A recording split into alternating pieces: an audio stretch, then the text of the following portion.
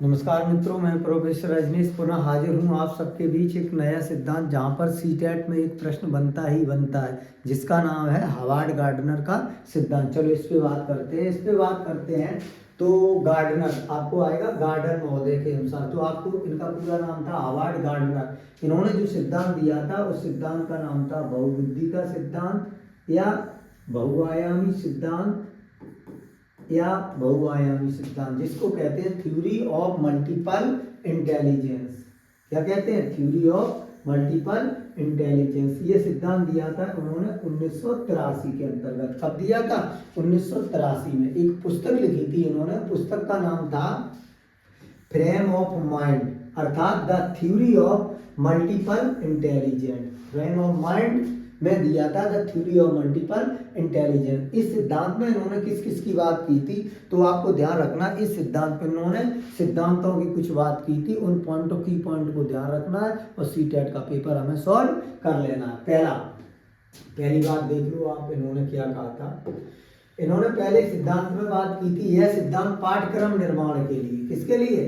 पाठ्यक्रम निर्माण के लिए क्या निर्देश को नियोजित करता है, निर्देशों को नियोजित करता है तथा इसमें मदद करता है। साथ ही साथ विविधता का समर्थन करता है। किसका समर्थन करता है? विविधता का समर्थन करता है। कौन सा? मल्टीपल थ्योरी हावर्ड गार्डनर की। दूसरा पॉइंट है, इस सिद्धांत को 9 श्रेणियों में बांटा गया, जिसे सामान्य बुद्धि का विरोध भी करना पड़ा और इन्होंने माना सभी स्वतंत्र होती हैं। जो बुद्धि होती है वो सभी स्वतंत्र होती है और वर्तमान समय में 9 बुद्धि है। वर्तमान समय में 9 है। क्या है? 9 प्रकार की बुद्धि है। प्रारंभ में सबसे पहले तीसरा पॉइंट, प्रारंभ में इन्होंने 7 बुद्धि मानी थी, वो समय था 1998, तथा फिर एक और बुद्धि मान ली उन्होंने सन 2000 में। तो इस प्रकार ये 7 2 और बुद्धि इन्होंने कर दी, तो इस प्रकार ये टोटल 9 प्रकार की बुद्धि हो गई। तो आपको पूछा जाए, ये क्वेश्चन पूछा नहीं जाएगा।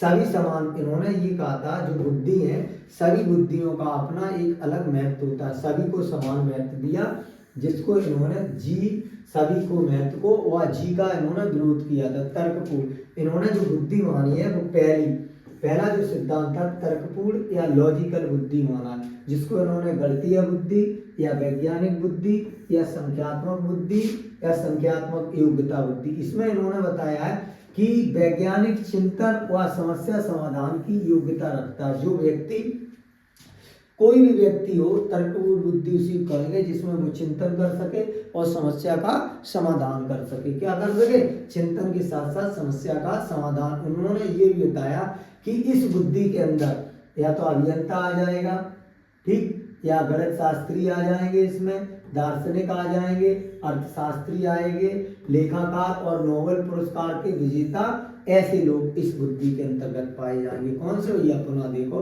आपको ध्यान रखना, तर्कपूर्ण बुद्धि। कौन सी?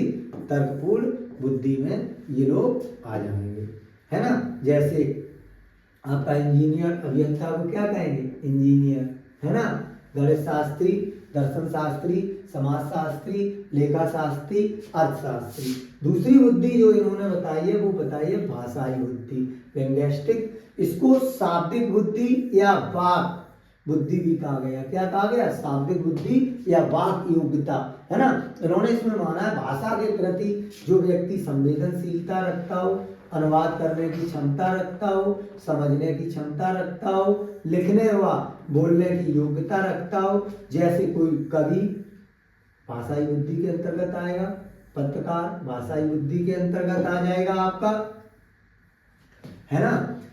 वकील भाषाई बुद्धि के अंतर्गत आ जाएगा, जैसे कवि हुआ, पत्रकार हुआ, वकील हुआ, लेखक हुआ, गीत लिखने वाला हुआ या कोई व्याख्याता हुआ। ये सारे किसमें आ जाएंगे? भाषाई बुद्धि के अंतर्गत आ जाएंगे। फिर उसके बाद उन्होंने तीसरी बुद्धि ली, संज्ञात्मक बुद्धि। संज्ञात्मक बुद्धि में क्या है? इसका संबंध लय स्वर ज्ञता ताल, लय हो गया, स्वर हो गया, ज्ञता हो गया, ताल हो गया, उतार हो गया, चढ़ाव हो गया। अगर ये चीजें आती हैं, है ना, तो निश्चित तौर पे क्या होगा? ये संगीतात्मक बुद्धि कहलाएगी, जिसमें सारंगी वादक भी हो सकता है, तबला वादक भी हो सकता है, गायककार भी हो सकता है, ये सारे इसमें आ जाएंगे। चौथी बुद्धि इन्होंने बताई है स्थानात्मक बुद्धि, ध्यान रखना है भैया आपको, या दैसिक योग्यता वाली बुद्धि, स्पेक्टियल बुद्धि कहते हैं। इसमें दृश्य बिंब तथा प्रतिरूप निर्माण का कौशल होता है, जैसे नौका चालक है ना, नाव चालक जिसे कहेंगे, या शिल्पकार ऐसी बुद्धि के अंतर्गत आएगा, सर्वेक्षक आएगा, पायलट आएगा, मूर्तिकार आएगा, कलाकार आएगा, अंतरिक्ष यात्री आएगा, चित्रकार भी इसमें आ जाएगा, वास्तु कलाकार भी आ जाएगा, या स्थानिक बुद्धि भी इसको कह सकते हैं, मानसिक रूप से परिवर्तित करने की जो योग्यता रखता है। पांचवी बुद्धि देख लो इन्होंने कौन सी बताई, देखते हैं पांचवी बुद्धि। जो पांचवी बुद्धि इन्होंने बताई है इसमें प्रॉपर रूप से है शारीरिक गति। क्या है? शारीरिक गति। और शारीरिक गति में शरीर व किसी अंग की लोच का प्रयोग करना, जैसे शारीरिक संचालन करना, नर्तक हो, नाचने वाला हो, या धावक हो, या सर्जन बोले तो डॉक्टर हो, या अभिनेता हो कोई, या कोई जिम्नास्टिक हो, या कोई पुलिस अधिकारी, इन लोगों को सबको शारीरिक गति बुद्धि के अंतर्गत रखा है। जो शारीरिक संचालन, नर्तक, धावक, सर्जन, अभिनेता, जिम्नास्टिक और पुलिस अधिकारी आदि। उसके बाद देख लिए, बस आपसे जो प्रश्न आएगा बस भैया 2 से पूछा जाएगा। आपको ये दोनों पॉइंट ध्यान रखना है।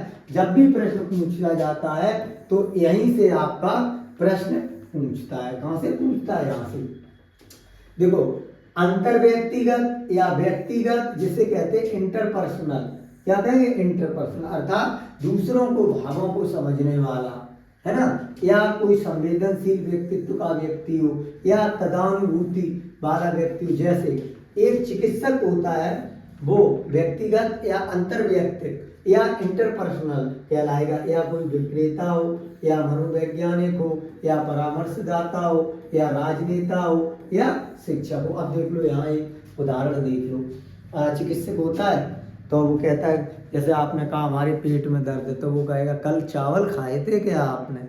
चावल खाए थे? हाँ, कल श्रेष्ठ बेटा कह रहा था पेट में दर्द हो रहा है। हमने कहा अच्छा क्या खाया? चावल। हाँ, तो मतलब क्या समझ गया? देखो आप, कहीं ना कहीं चिकित्सक है, चिकित्सक है, समझ गया। अब देखो विक्रेता, विक्रेता जो होता है, जो सही विक्रेता होगा वो चीज़ों को, जैसे आप दुकान पे गए, आपको बहुत सारी साड़ियाँ वो दिखाएगा, आप पर नज़र रखेगा वो। अगर आपने कोई साड़ी, है ना, तुमने कह दी ये बहुत अच्छी लग रही, तो आप माना उसके पैसे वो ज़्यादा बताएगा, उसको पता है आपको वो साड़ी पसंद है, अर्थात वो क्या करेगा? इंटरपर्सनल है, वो आपके मन को जान गया कि ये साड़ी ये खरीदेंगे। जबकि मनोवैज्ञानिक तो जान ही लेता है, और जो परामर्शदाता होता है वो भी आपकी मनोभावनाओं को जानता है। साथ ही साथ जो शिक्षक होता है वो बच्चों की भावनाओं को अच्छे से जानता है कि बच्चा खेलना चाहता है या पढ़ना चाहता है, या खेलते हुए पढ़ना चाहता है ना। तो ये ऐसे व्यक्ति अंतर्वैयक्तिक या व्यक्तिगत या इंटरपर्सनल व्यक्तित्व के व्यक्ति कहलाएंगे। तो ये बुद्धि की इन्होंने बात की है, जिसमें जैसे मदर टेरेसा को रखा गया और महात्मा गांधी जी और लोगों को। जबकि अंतर्वैयक्तिक क्या होता है, या व्यक्तिगत या आत्मन जिसे कहते हैं इंट्रापर्सन, ये आपको ध्यान रखना। 2 ही बुद्धि आती है इसमें मेन रूप से, इंट्रापर्सनल। देखो, जहाँ में शुद्धता होगी, आत्मज्ञान होगा किसी को, या अंतर्मुखी स्वभाव का जो व्यक्ति होगा वो इंट्रापर्सनल व्यक्तित्व का व्यक्ति, जिसमें चला जाएगा साधु संत सन्यासी। क्या चला जाएगा?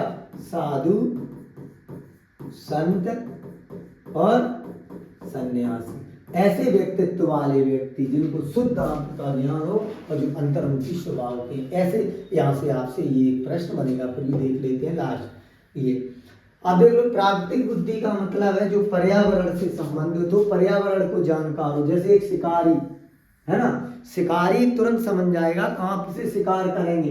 किसान, आपको ध्यान हो, किसान को ये बात पता होती है कब पानी बरसेगा, कब मौसम खुलेगा, वो मौसम देख के अपने खेतों की बुवाई कर लेता है। ऐसे ही वनस्पति वैज्ञानिक, जबकि एक सही पर्यटक होगा, जाने से पहले वो सही समझ जाएगा मौसम अच्छा है या मौसम बिगड़ने वाला है, या मौसम वैज्ञानिक या कोई भी भूगोल वेदता, ये ऐसी बुद्धि के अंतर्गत आएंगे। जबकि आप देख ले अस्तित्ववादी बुद्धि, अस्तित्ववादी मानते थे मानव संसार के बारे में सिर्फ रहस्यों को, जैसे जिंदगी क्या है, मौत क्या है, मानव की अनुभूति क्या है, वास्तविक इनके बारे में जानना, ये क्या कहलाते थे, दार्शनिक और चिंतक भी कहलाते थे, दार्शनिक और चिंतक भी कहलाते थे। तो इस प्रकार देखते हैं कि हमने बहुत अच्छे से क्या पढ़ दिया, हावर्ड गार्डनर का एक सिद्धांत हमने अच्छे से देख लिया। इसमें से सीटेट में आपको 1 नंबर का निश्चित से मिलेगा। किसका मिलेगा, सीटेट में 1 नंबर का आपको निश्चित मिल जाएगा, जिसमें हमने आपको बताया